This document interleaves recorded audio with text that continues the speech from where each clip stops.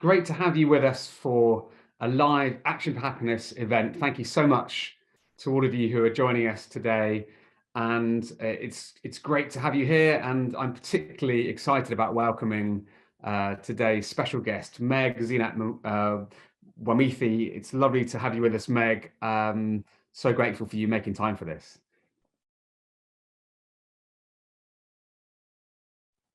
Thank you so much for having me. And it's so nice to see so many of you.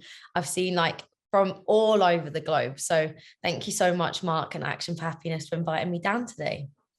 Yeah, it's a real pleasure, Meg. And I've been really inspired by what I've seen of your work, although we've only really kind of connected fairly recently. I'm really excited about sharing this with our community. So for all of you joining this evening, if you're a regular, welcome back. It's great to have you here. I'm sure you'll be helping us to keep it kind and supportive in the chat as always, and you'll have lots of great questions that we want to be asking Meg, which I'm sure we're going to make time for towards the end of this conversation. And if you're new to this, again, a very warm welcome. This is a fantastic community of people who love to learn together, love to share together, and as well as hearing Meg's inspiring story as a mental health campaigner and someone who's got a lot of wisdom on this theme of vulnerability as strength, we're also going to be doing a few interactive things to reflect on our own mental well-being and what we can do to cultivate a bit more of that inner strength as we go along. So without further ado, really, Meg, it would be lovely if you could set the scene for us, really. You've obviously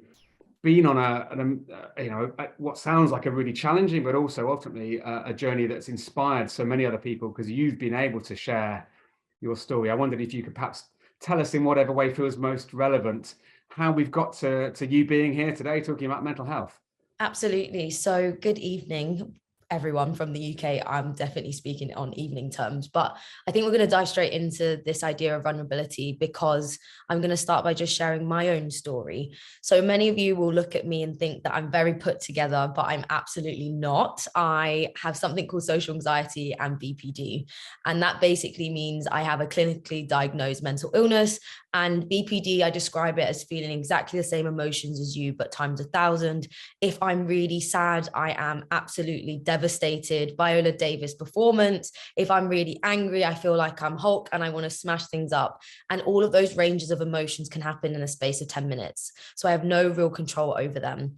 And vulnerability started for me doing exactly what I'm doing now, just talking around my diagnosis, sharing my story and making it my own narrative and taking back control of what that means to me and how that affects me. I feel like me and Mark met basically at the sort of end of my story where I feel like I've really taken control over it. But my, journey started only when I was 13. I was first diagnosed with severe depression, anxiety, anorexia, and paranoia. I had my first suicide attempt when I was 14 and then a second at 16. And then I thought I was okay. And then sadly, on my 20th birthday, things went from, worse to even worse. And again, my last attempt. So it's been 4 years since I tried to take my own life. And I'm really proud of how that's come. And I think the reason why we have to be vulnerable to talk about this, because any one of you who are watching today may know someone or be someone who is also a survivor like myself. And it's so important that our voices should be heard too, as to why we were in those positions, how it felt like, and why we're still here today. So that's a bit about my story.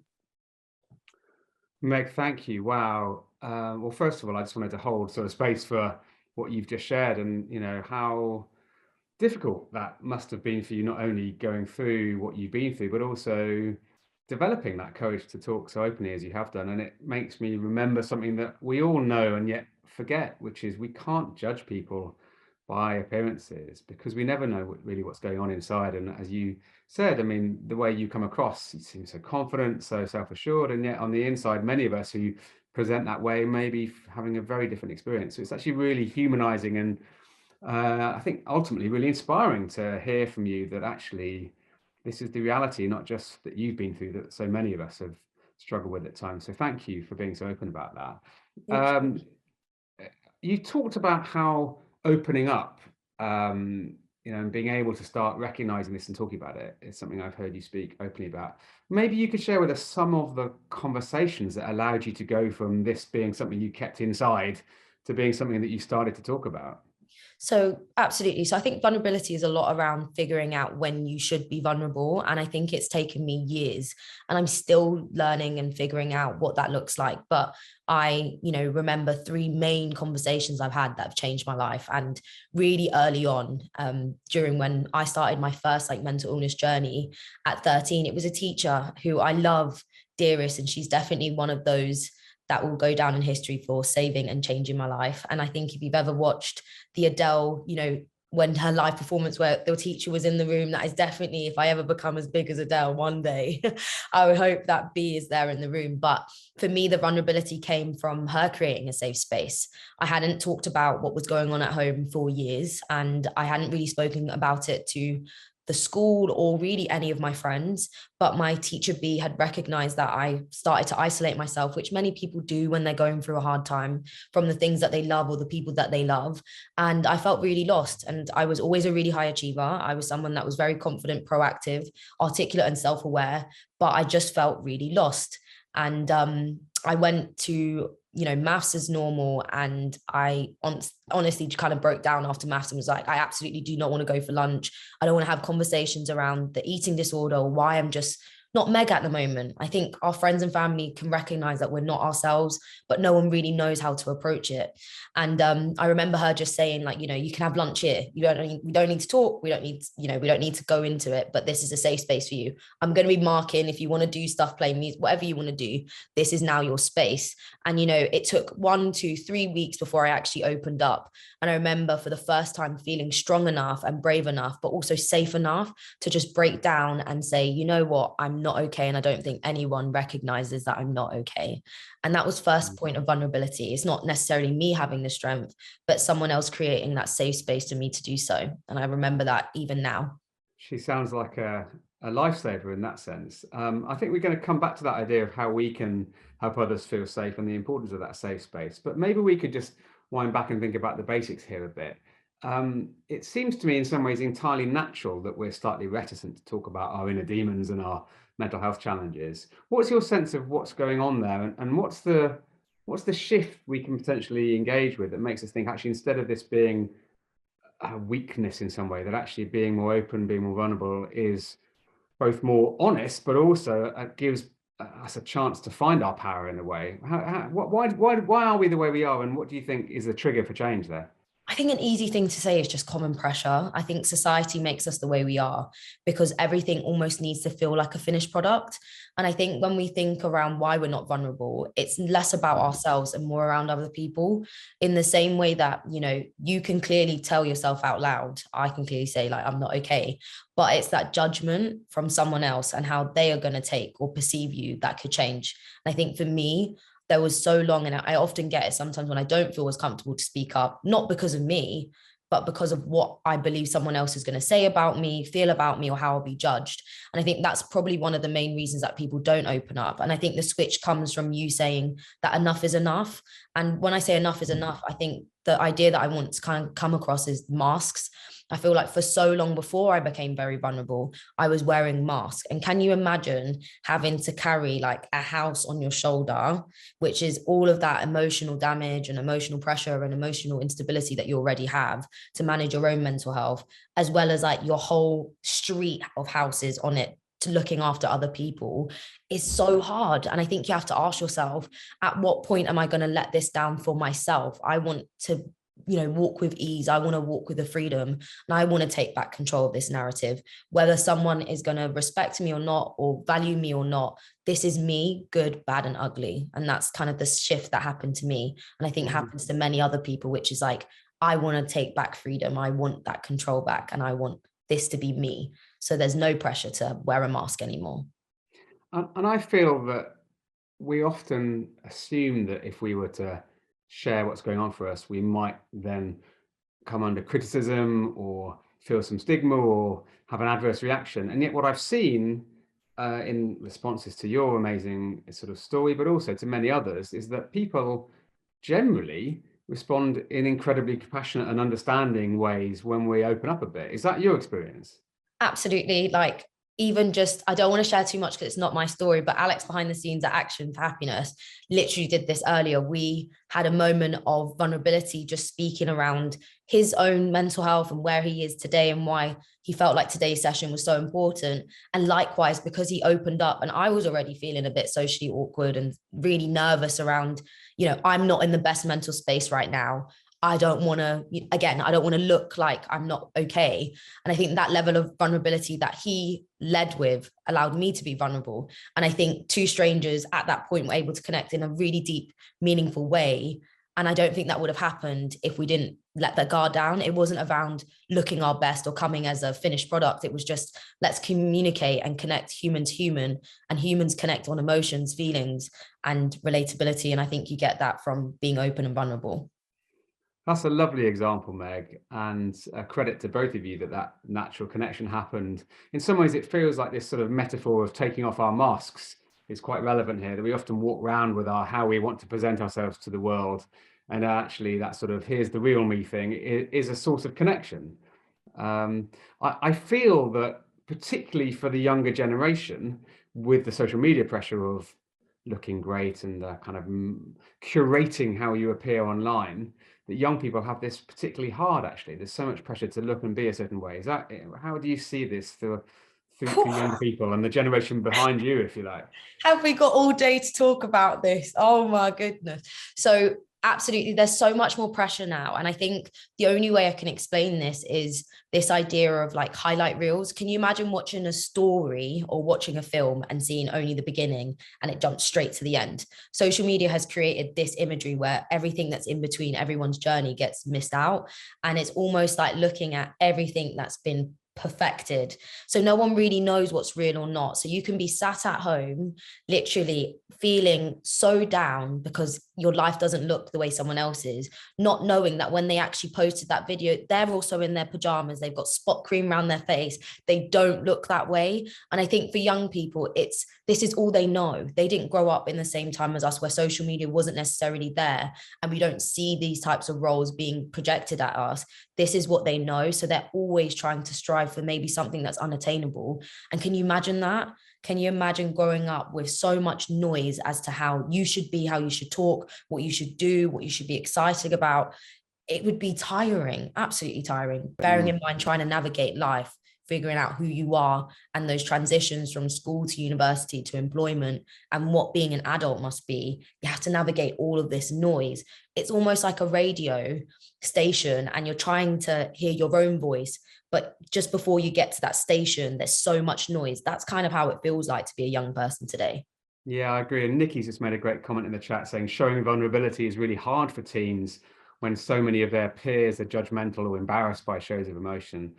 I have teenage daughters and I can certainly connect with what she said there. But let's come to something that you said when we spoke the other day, Meg, which I think is such a helpful starting point, really, which is, to me, is about self-awareness. You were talking about how, like, just even thinking about where am I scoring right now on my mental well-being. Do you want to say a bit about your 1 to 10 scale and how you use it? Absolutely. So I'm not going to lie to you guys and be like, oh, every day I've got like a megaphone talking about my mental health and I'm always having these conversations.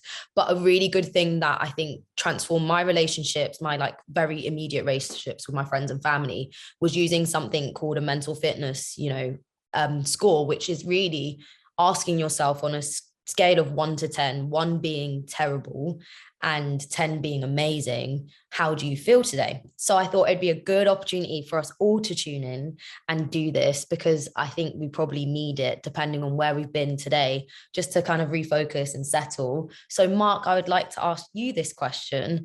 How do you feel today on a scale of 1 to 10? I'm probably a 6 today. I'm generally probably a relatively high scoring person. I've had quite a frantic day and a few things haven't quite gone to plan, and I felt like I let a family member down and was a little bit rushed coming to this. So I feel like, it's still generally an okay day, but not quite firing on all cylinders. So that's me. What about you, Meg? Where are you scoring right now? I think I'm like a 6.5. If you asked me at 10 a.m. this morning, I would have been a 3. And full transparency, I was definitely in bed until like 2 p.m. today. I just didn't have that energy. And as I've been really transparent, definitely riding a low mental health period of my life right now, but also really confident to talk about this because, as I mentioned to you, your scores can fluctuate throughout the day. So I feel it's 5 right now because I think I'm just so in awe of you, Mark, for creating a safe space for us to have this conversation. And also everyone on this call, like seeing all your numbers come through and all I'm seeing them fly past on the screen. So I feel someone like I'm a 7 now. Question was. So let's just rephrase the question. So say the question again that you asked me, Meg, and we'll ask the audience. But maybe when you answer, don't just give your score. If you could do a tiny bit of what Meg's has done and maybe just put a few words about what's behind that score for you. You know, it's been a good day or a difficult day. So what's the question, Meg? Remind us. So, hey, global family, I would like to ask you today, on a scale of 1 to 10 right now, how do you feel and why? Let us know. Great. Okay, so I've seen everything from a 2 to a 9, I think, so far. So 5, a stressful day at work. 7, some worries. 5, 3, it's flying past too fast, so grandparents. 6, busy day. 4, feeling the doldrums. 5, feeling tired. 7, looking after my mum. 6, back injury. 8, at work. 6.5, 3 with health and domestic issues, 2 feeling low, frustrated and alone, and a 9 there, and some people who are having better times. So I guess the thing that's hitting me here, Meg, is what an amazing spectrum of human experience. From some pretty good, mentally well and feeling like they're flourishing positions actually, but also some people who are really struggling right now. And I just want to sort of recognize and hear those people particularly, but all of you, thank you for sharing that. I mean, hundreds and hundreds. But there are people in this community who are having really difficult days. Yeah. And if you don't mind, I'd love to obviously reach out to the people that are, currently feeling the sort of 3s and below. Please don't feel like you are alone, because I absolutely can resonate with what that feels like, to kind of just be frustrated with that feeling quite low and feeling like maybe no one understands you, or feeling like you can't speak about it because maybe when you have spoken about it, people just meet you with it's fine, it's going to get better. I don't want to be that person that's going to be like, it's fine, it's going to get better. I just want to tell you, like, the way you're feeling right now is absolutely fine, and it's okay to ride that wave. I stayed in bed today to ride that wave because I didn't feel okay, and it's fine. But I'm here now and I'm feeling a little bit better, and that's what matters. Like, it can get better, but don't force yourself to feel better when you're not okay. It's okay not to be okay. Thank you. Well said. And really grateful to everyone who shared the reality of what's going on for them right now. I think it's really, I feel a real sense of connection to the community, that people have felt able to share that, and we've got a space for that. I feel like a place that I'd like to go next, Meg, is, so what can we do about this? Let's say that wherever we are right now, we would like to make some kind of progress up that scale from 1 to 10, wherever we are. When we think about that, there are both, little personal things that we can do. And of course, that's at the heart of Action for Happiness, lots of little actions we can take. But of course, when you're dealing with the more severe mental health challenges, there's also some really important stuff around medication, therapy, seeking help. I wondered if we could start there, because it's so important. What would you say about what your experience and your suggestions around being able to engage with mental health services and support? Yeah, absolutely. I think we talked about this the other day, but I'm really open about the fact that I'm on medication. I've been on medication since 2019, and I've also been in therapy as well, and I'm still in therapy. And the analogy that I had to use, and via conversations and realization, is this understanding that if I had a broken leg, I wouldn't just assume like, yeah, peace, it's going to get better, like this is fine, we'll just walk it off or shake it off. So why do we think that way around our mental health and our mental well-being? It's okay to access support and trust professionals when it comes to that. And I had to remember, I don't have the expertise to manage this on my own. I need to treat my head like I would my leg or my arm that's broken, and seek professional help. So if you're a bit worried around what the stigma is, please don't, because the help is there when you need it, and you wouldn't feel stigma to go and look at your physical body. So please don't feel stigmatized and pressure to look after your mental health and your mental illness. So that's number one. And then I think the other one around accessing support, which I always say is, sadly in the UK we have the NHS, which is understaffed and overwhelmed, and we have sometimes when you try to access support, there may not be support ready for you. And this is something that I really want to be open about, the fact that I had waited 4 years on a waiting list to have the right support for my BPD, which is dialectic behavioral therapy. I was diagnosed in 2019, and it wasn't until the end of 2021 that I was told, oh yeah, by the way, now we have a space. And by that time, can you imagine, 2 years? So I actually took matters into my own hand, and I wanted to go into private therapy. Bearing in mind, I'm a student, I'm very, very young at this point, and money does not fall on trees. But I had to think around it in the same way that I would for gym membership.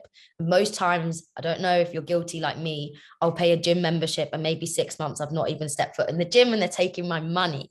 So instead of putting my money towards that gym membership, I would put my money towards a bank account and actually save maybe like 30, 40 pounds a month, just so I can put it towards a mental health pot. And your mental health pot doesn't necessarily need to be, really around like counseling or therapy. It can also be looking after yourself in terms of the self-care. So I think, Mark, I told you something that I really like to do that's maybe not in terms of the, serious services, is I love to travel. I like to travel. I love to explore. And I also like to go and get like my nails done, because I feel like if I'm not in a great mental health space, at least if I look down at my hands, they're pretty. So it's like that mental health pot would be used to invest in the things that I feel like work for me in terms of my mental health toolbox. And this is going to be another question that I'm going to ask you all, but do you currently know what works for you in terms of what helps you manage your mental well-being, number one? And number two, do you actively invest in it? Do you have a pot that you put aside where you can invest time, resources, and money into the things that help you improve your mental health? And if you don't, then I hope today, if there's one thing that you do, you walk away trying to embed it in all aspects of your life, not just when a crisis happens, but a day-to-day thing where actually, if you want to buy a book, if a book really works for you, if you love music, you've got that therapy pot or the mental health pot to go and watch like, a theatre show or a concert. You're actively putting that time in because you respect and value yourself, but you also want your mental health. Because of you being a priority, you cannot pour from an empty cup. And I think being able to put these things into your life can transform it on a day-to-day basis. So I'm loving the fact people are already sharing what they do. So please, folks, if you'd like to share the thing that really helps you go further up that 1 to 10 scale, I'm seeing someone saying an Action for Happiness group. Lovely to know some people are members of those. Meditation, time in nature, gardening, singing, walking, buying plants, doing park run, going to concerts, food, treatments, playing guitar, my dog, dancing, reading, walking, laughing, yoga, social connection, music, art, craft classes, biking, dogs, daily meditation, podcast, Pilates, swimming, baking. Wow. I sense that although obviously lots of us are really struggling, there's also a lot of wisdom in the community about things people have already got in there. What do you call it? A mental health toolbox? Yes. What are some of yours, Meg? Anything that hasn't already come up? I know you talked about travel and so on. What else do you find really helps you? I think spending like quality time, like my love language is quality time and gifts. And I think sometimes we don't realize that your love language can extend to yourself as well. And I've only learned that the older I've got. So I like to spend either quality time with myself. So like I said, doing the things that I want to, but also quality time with the people that I love and I actively know in my support network are going to help lift that mood. So that's number one. And I think the other one is doing fun things, like trying brand new things that make you feel whole. And like what I mean by that is sometimes we have to like not take ourselves seriously. So whether that's going to a theme park, trying how to make like clay, a sip and paint, whatever it is that kind of makes you feel a little bit uncomfortable, but by the end of it, you feel like you've overcome sort of a barrier. I really love to do. And I think they really help me in terms of my toolbox. But the last one is just rest, being able to say like a day to day, like, I'm not okay right now. It's okay to just switch off for a second, ride the wave and come back. That's something else that I've really learned over the years, that it's okay to step back and just ride the wave and just kind of sit there until it goes and then come back. I'm really glad you said that, because I must confess that when I, a decade ago or so, got really into the science of well-being and positive psychology the first time, I got really into the kind of the slightly clever things around relationships and listening and resilience and the psychology of it and so on. And actually, I think I underappreciated what I might now call the basics. And actually, whether it's our physical health or particularly our mental health, I think things like getting enough sleep. And I know some people have challenges with that, but just like sleep hygiene, eating, well, it's not so much eating the perfect diet, but like avoiding junk and processed sugary food, being physically active, getting out into nature, not like running marathons, but just being outdoors. These things we sort of almost think of as little minor things everyone's aware of, actually make such a difference. Do you find that too? Massively. So obviously we work with schools and young people, and something that we teach young people is positive hormones, like your happy hormones. And I think as adults, so many of us don't understand what happiness hormones are. So you've heard of dopamine, you've heard of endorphins, but you don't actually know what actions can be done to do that. And something as simple as being able to write a to-do list can evoke happiness hormones in your body. Something as simple as giving someone a compliment or receiving a compliment can also boost those happiness hormones. Something else like having a good night's sleep or just being able to go out for a walk and exercise can improve your well-being. And it's not from the sake of, the clever bits where people are like, you need to be proactive and do things. It's actually being able to acknowledge the science behind it for your brain and what those hormones and actions can do. And I think something that I really liked what we teach the kids is like even being able to fake laugh.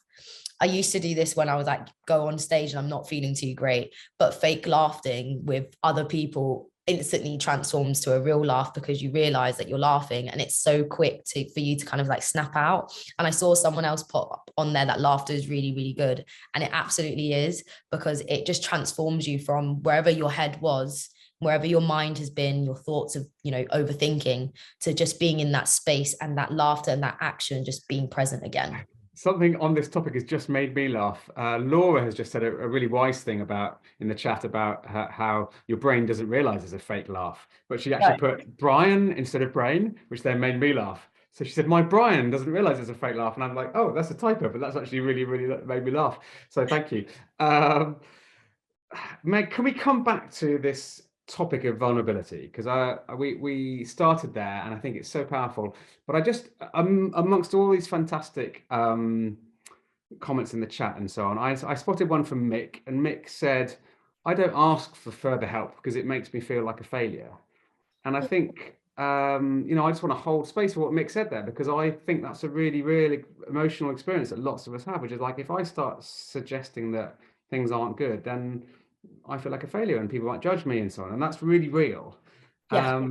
Any thoughts on how we can lean into that more? Because it's really hard, isn't it? So I think two aspects. So I can absolutely resonate. And I think the moments where I maybe stay in situations for too long or suffer kind of in silence is because of that. And I feel like there's pressure that, if other people are holding it together and they're going through so much worse, why can't I? Like, come on, Meg, like pull your socks up, just get on with it. And I think that you have to ask yourself, to what extent are you going to just suffer? Like, to what extent are you going to let yourself or like guilt trip yourself? Or at what point are you going to believe that you're worthy for support? And I had to kind of just say, like, Meg, there is plenty of support out there and you are worthy of support, number one. But number two, again, like, I think logically, I think the way I think is quite logic. If I had something wrong with my tummy or I had a rash or something that I wasn't too sure of, going to the GP would not be a sign of failure. It would actually be the most logical thing to do and the smart thing to do, because you're making sure that you get the right support to manage whatever symptoms you have. So I have to ask yourself again, like reframing the way you think around mental health, because you can't see it. It is really that silent epidemic where, you never know who's going through it. Kind of like COVID, you don't know if you can contaminate someone. It's just there in the air. But you have to ask yourself, without looking after your mental health, will everything else deteriorate? And absolutely, because you have the physical aspects of it, but also relationally. Like, I always say this thing, it is easier to come back from a break than a breakdown. And if you think around yourself in a glass box, this is kind of how I describe my breakdown, is you've got this glass box, which starts off as, the size of your house or whatever, which is you doing really good. And the worse and worse you get, this box gets tighter and tighter and tighter until you're pretty much claustrophobic. If you notice, like after a glass shatters, it will never look the same again, right? But if you actually take the time to take a break, your box will get bigger and bigger. And that's 10 times better than having to pick up the pieces. So my question would be like to you, where is that idea of failure coming from? Is that something you're projecting on yourself, or is that coming from other people? And at what point is actually you not having help being detrimental to everything else that you do? And actually, would you prefer yourself, your version of yourself, when you do get support? Isn't that going to be a success rather than a failure? And that's kind of what you have to It's a really concentrate good on. way of framing it, Meg, and I'm really grateful to Mick for a great comment that was really helpful. And also to Wendy, who just put in the chat, she said, I'm a counsellor and all counsellors have their own therapy. There's no shame in it. I mean, that's a really lovely example of, even the people trying to help here recognize they need help. That's so powerful. So, but there must be something around boundaries too, then, Meg. So, I mean, I'd imagine, given what you do in your story, that in some ways you get bracketed as the mental health girl, and you're kind of constantly in this over vulnerable mode. How do you also decide when is a time that you feel able to share, like you are here, or where you might just say, actually, this isn't the right time, the right space? What are the boundaries like? Yeah, I think it's like a level of discernment as well. I think you have to remind yourself that, why are you sharing? I think for a long time I had to ask myself, why am I sharing at this point? And I think I have to ask myself, is sharing going to be better for me, or am I sharing for someone else's point of view? And I have to kind of be honest around, like, not everyone is ready to hear your story. And I've had some really nightmare experiences of opening up to someone and immediately regretting it, whether that was a line manager, a family member that wasn't aware of what, mental health means, or mental illness, because of our culture and our, the stigma in our community, whether that was a friend who just wasn't ready to kind of hear what was going on, and you instantly open up and wish you didn't. And if it was a cartoon, you would cut a hole in the ground and jump in. And it really, really sucks. But I think the thing that I had to constantly ask myself was, for every one person that was terrible to open up with, there will be hundreds of people that are amazing to open up with. I've definitely experienced that. So that's something that's really helped. But also, I think picking and choosing where you want to share. Not everyone is going to share it on a public platform like I did. It took me over, 8 years from when I was first diagnosed to when I actually did first, talk around my mental health, my mental illness, that kind of journey openly the way I did.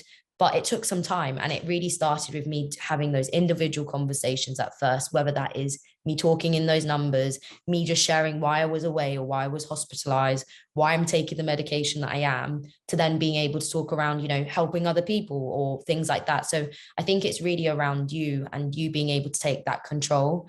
And I think start small. I think you said it, which is like, these small actions every day lead to big impact. You have to think about yourself as a domino, whether you share a little bit, whether that's, around your day to day, like you all did, or whether that is you talking about something that's happened in more depth.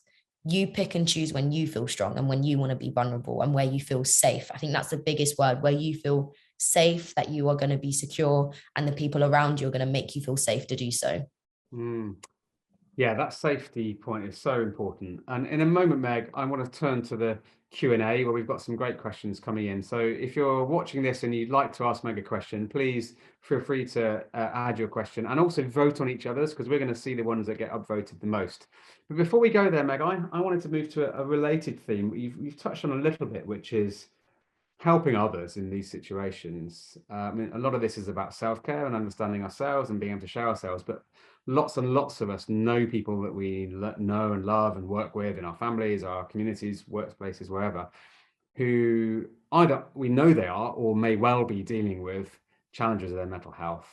And often we may not be, first of all, may not be sort of aware enough to have even noticed, but actually, even when we do notice this in others, it's hard to know what to do. I think lots of us are floundering around a bit and thinking, how can I help someone? What are the do's and don'ts of supporting someone who might be in a really difficult sort of mental, emotional state right now? So I feel like one thing you've already said to us is, like, try to create safe spaces for these people to speak. Yes. Is that a starting point, Yeah. would you say? Yeah. And I think what I want to do, I don't want to be that person that just says like one word and we don't actually talk around what that looks like what even is a safe space. I think the safe space is where, like, no judgment is, no judgment is there. And there's nothing that is, I think a lot of us want to be fixers. There's I can't remember what the book is, but it talks around communication styles of individuals in relationships. And a lot of people are problem fixers, and they will want to, if you open up to them, they want to give you a list of all the things you do. But actually, for someone that's in crisis point, they probably know what to do. They just are at a really, really low point that they don't even have the energy to do those things. So your role in creating that safe space is not being judgmental, giving it as long as it is, and being an active listener. What is an active listener? That is being able to deal with the awkward silences if they come, and also asking. I think not enough people ask those that they have conversations with, how do you want my support right now?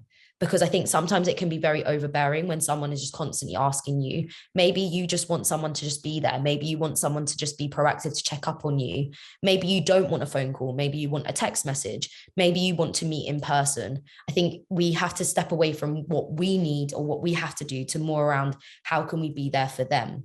What do they need? What do they want? How do they need support? How do they want support? And that's okay to ask. There is nothing wrong with asking questions, because that makes you so much better at being a support network and being so much better at creating that safe space, because you're not just making assumptions. I think we get really dangerous when someone opens up and we make assumptions.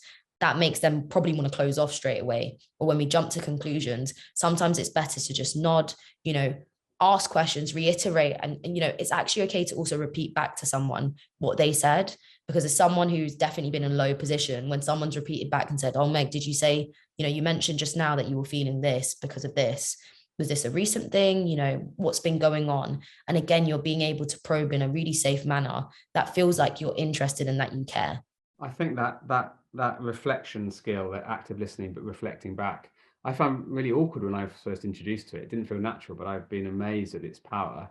And I think it's going back to your point about this, people don't want to be fixed, people want to be heard.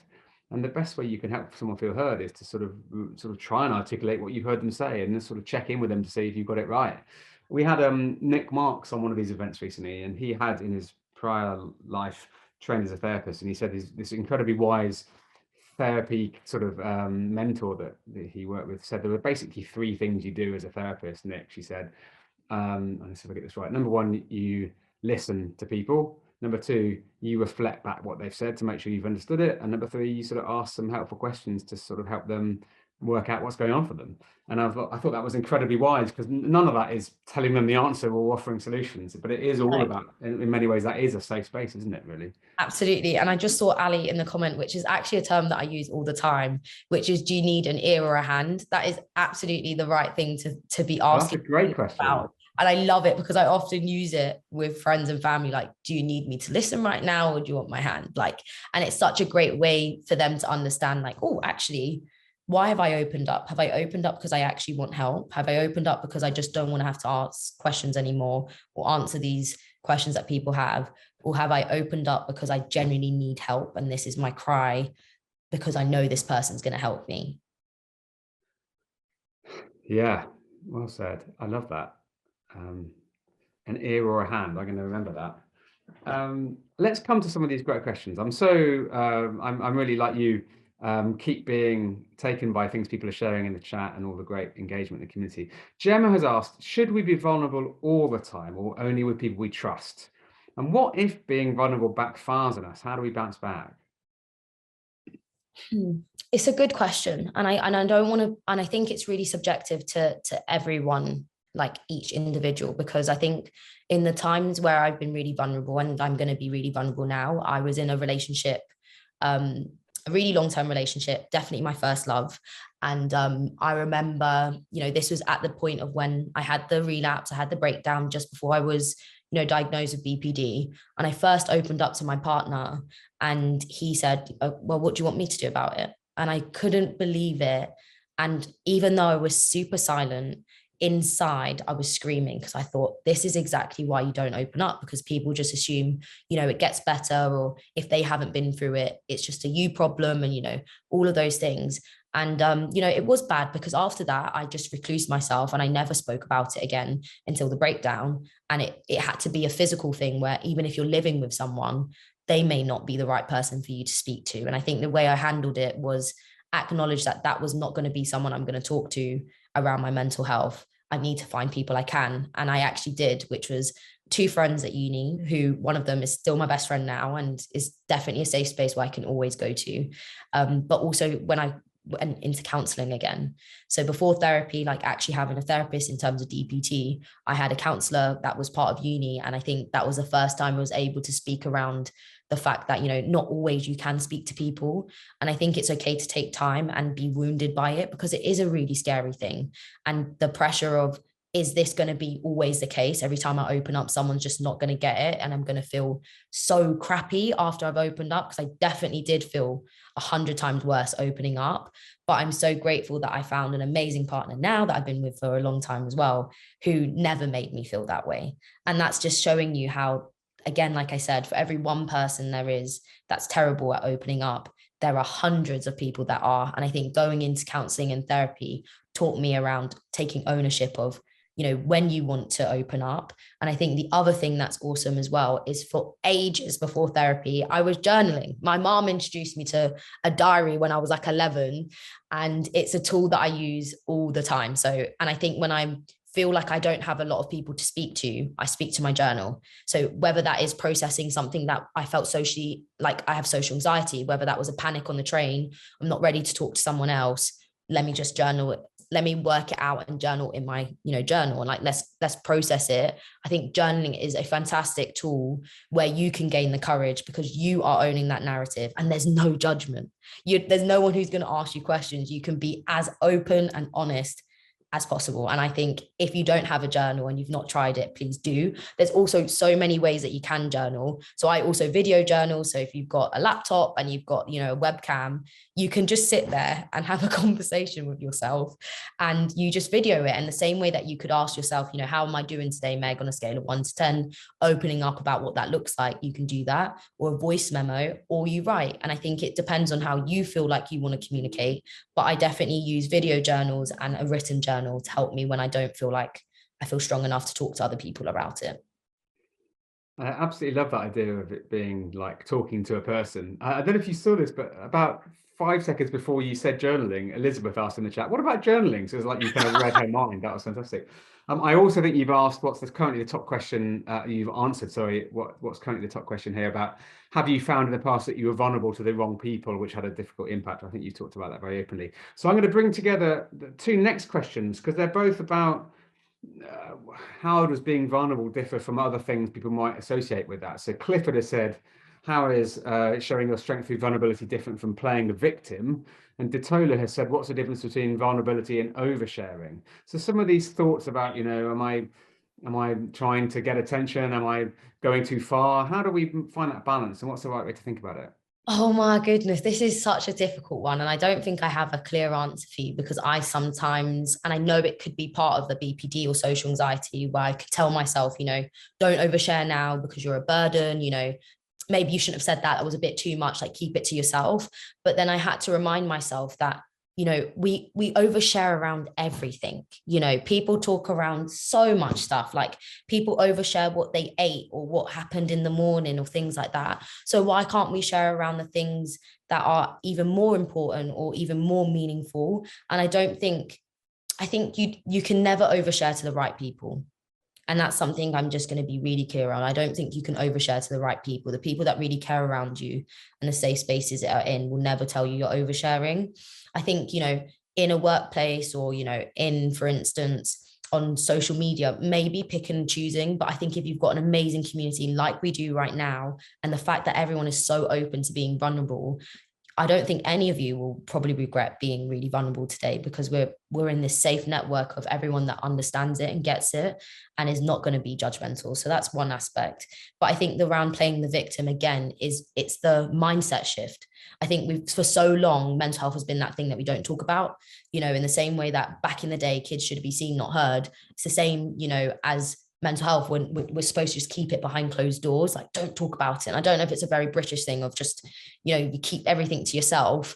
But only you, only me, only us, we can only do so much to try and change that narrative. And I think it really starts with us and at home. So if you can start sharing a little bit each day and finding the people that you can share with, I think, in a year, 2, 3, 10 years, 20 years from time, we'll have a community where actually we won't talk around being, a downer or being someone that's like trying to seek attention. You're not seeking attention. Maybe you're just trying to raise awareness, and there's a difference.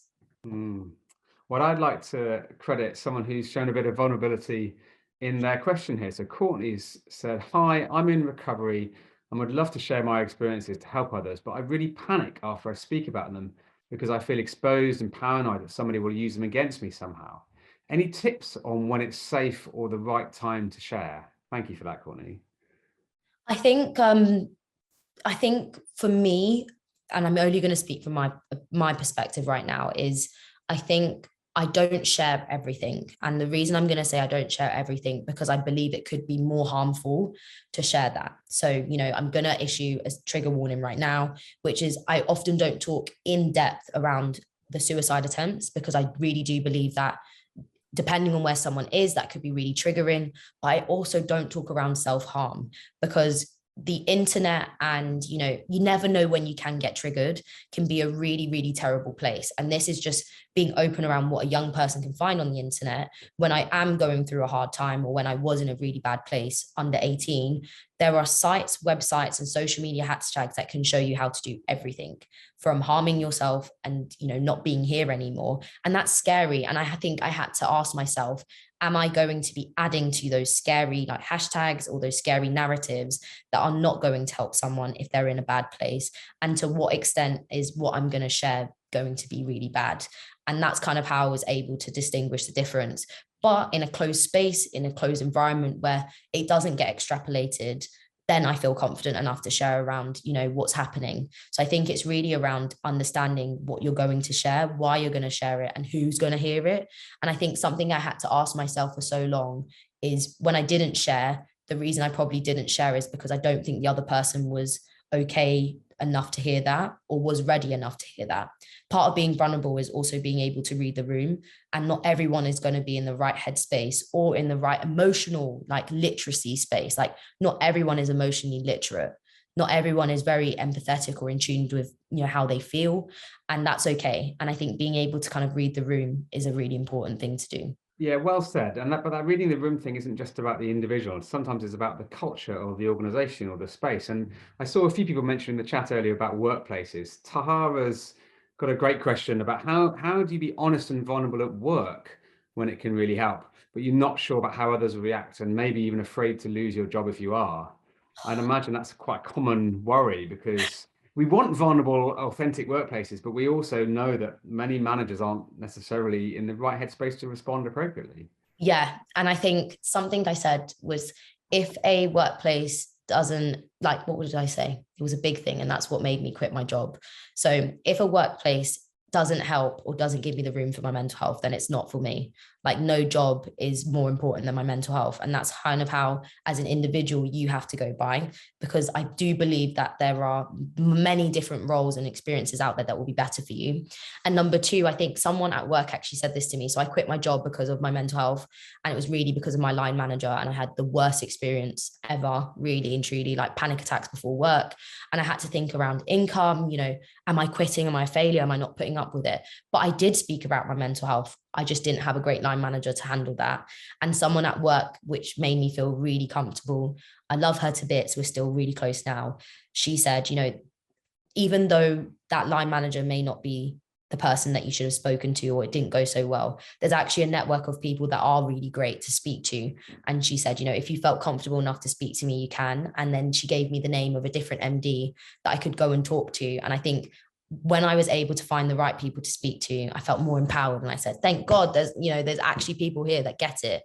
So it might not always be your line manager. And I think you have to remember that if you feel like your line manager isn't the right person to speak to you or your department, please find other people that are, just so you can test the waters. Because if you are fearful of your job, which are so many people are, a lot of people, a lot of workplaces will tell you to come as yourself, come with your whole self. But when you do, you're at risk of losing your job. So I would say, like, please, please, please, don't feel pressure to always go to your line manager. If there are other people, someone else on your team that is non-judgmental and you can speak to for support, and that can guide you around what the right thing to do is for your workplace, please do. Thank you. And it's really inspiring to hear that you changed your job, took quite a risky decision to leave a job because you felt that it wasn't supporting your mental health. Nothing like that at all. Yeah, I mean, as you said, there's a lot of income worries, a lot of other worries. Cara has just put, I quit my job to prioritize health too, so it's good to know that other people are having, just seen John share a similar thing. So it takes a real courage to do that, but I think also self-awareness. Couple of final thoughts before we sort of move towards the end of this, because we're running out of time, and I really want to get to sharing some of your great resources and places people can go to find out more as well. So do stick around for that, folks.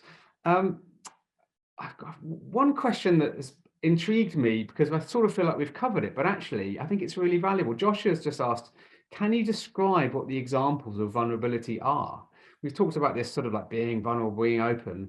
What are some of the most common, most helpful ways that we can just be real, if you like, in our conversations? Could you give some examples? Yeah, absolutely. So clear thing. So let's say Mark and I, we've got drinks this Friday, and I've mentioned that I'm not in a great headspace. If Friday comes, or you've asked me today, just check in, Meg, we're on for tomorrow. This is where I have the opportunity to be vulnerable, which is, Mark, I'm not going to lie, this week has been really tough mental health wise. I've been riding on like a 2 or 3 this week, feeling not that comfortable to leave my house because my anxiety is kind of through the roof. Would love to see you, but is it okay if we maybe change the time, or are you happy with us doing a different day, maybe next week, just because I don't feel up to it and I wouldn't want to cancel last minute. That's like a really quick way. And I think it's something that I've done with meetings as well, which is really, really useful. Another one can literally just be, I don't have the capacity right now. I think so many of us don't actually say that we don't have the capacity. It is okay when people message you. So you've got, our WhatsApps are just like pinging and emails. It's okay to just be like, I don't have the capacity right now. I've read your message, but I'll come back to you in another time when I feel a little bit better. And I think that's a sense of vulnerability. You haven't overshared. You've shared a little bit. You've been open and honest, and you've given yourself space to breathe, which is like, thank God, like now I can breathe. I've basically just dropped a little bit of a seed as to what's going on, but we can come back to it. And when I feel more confident to talk about it, if they do ask, what was going on, we've already got something where it's not me coming out cold. Again, they can probe and ask questions, which could make me feel more comfortable. I really love that, but I also love how you managed to, especially in that first example, to just do it in a really compassionate way. So you gave your honest perspective, but you also said, but I still want to see you. I still, so I learned this the hard way. There are ways of saying no, and sort of what I would have thought of traditionally is letting people down, but Yeah. actually in ways that when you express it, you can not only be really honest, but you can also use it a chance to build a relationship and like say, look, I do love and value your time, but right now I'm not in the right place for this. So I thought that was a lovely example. Let's just flip to one other kind of slightly different way of thinking about the world. So Steph put something in the chat earlier, which I really liked. She said, she talked about the self-talk that she uses, to encourage herself. She had 3 phrases, which I'm sure many of you have heard before. This too shall pass, progress over perfection, and one step at a time. I wondered if you had any kind of, little narratives, stories, sort of affirmations you use with yourself along those lines. Isn't that so weird that Steph said that as well? Because I remember when we had this conversation, I'm a Christian, and I think one of the scriptures that I really hold on to is this too shall pass. And also this idea of like being able to cast anxieties onto God. And I think my faith really helps me in that perspective, because I acknowledge that even those, those that we believe would have no issues in the world also faced issues, and also face, anxiety, worries, fear, stress, all of that. And that's that idea of like, this too shall pass. And I think the thing that I also remember is this idea of seasons. If the world was supposed to be the same, we would not have different seasons. You wouldn't have summer, winter, autumn, or spring. And the same as my mental health, the same as my mood, I'm allowed to fluctuate, and I'm allowed to fluctuate within the day. And that's okay. There are different seasons. Sometimes there'll be rain, sometimes there'll be storm, and other times we'll have the brightness, the spring, and, joy. And that's fine. And I think that really, really helps me. And I think the other one, which I always tell myself in terms of needing a break, is, you can't, it's so much easier to come back from a break than a breakdown. And that is something that helps me massively. And then the last one I'm going to say is, we all have mobile phones, right? And I can definitely see that my phone is on 100% right now. But if it wasn't, and it was getting to 1%, I'd be frantically panicking, trying to go and get my charger. And the same as my laptop, if this dies, I'm like, I need to run and go and get it. Why do we concentrate on charging this, but not ourselves? And in the same way that we need to charge this when we're running low, we need to charge this, and we need to charge this. And this is something I constantly remind myself when I'm feeling flat. We're at the end of the day. Put yourself in charge, Meg. I love that analogy. Remember to recharge yourself like you would your phone.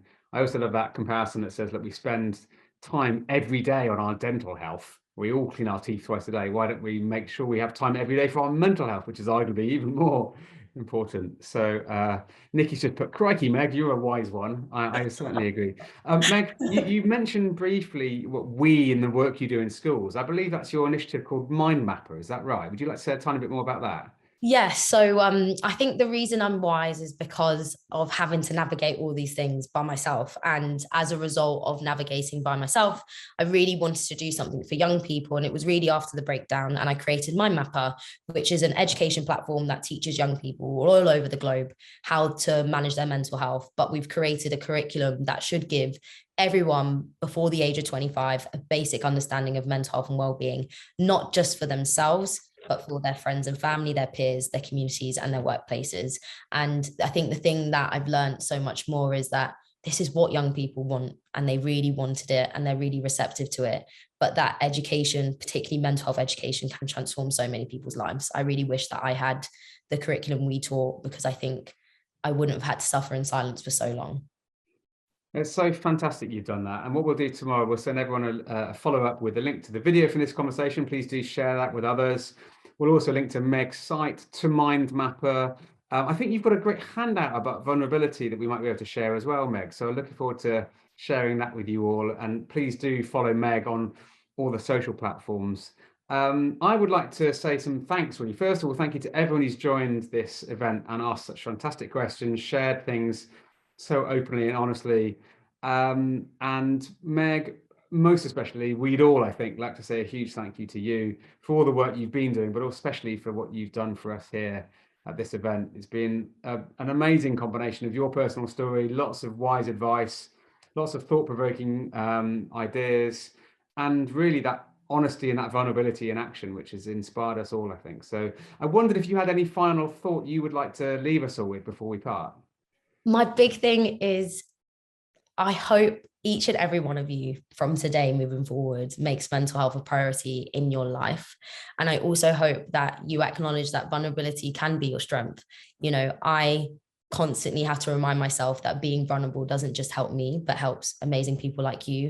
And I think we've all been able to be a testament to just how much vulnerability can be that superpower. So I hope we all become mind mappers and mental health champions and use vulnerability as our superpowers and strengths moving forwards, because the world really does need people like us.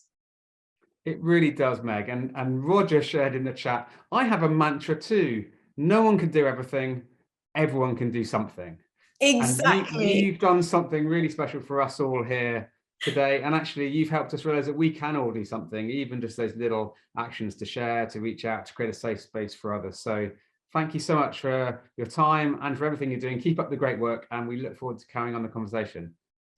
Thank you so much, Mark. Thanks, everyone. Everyone.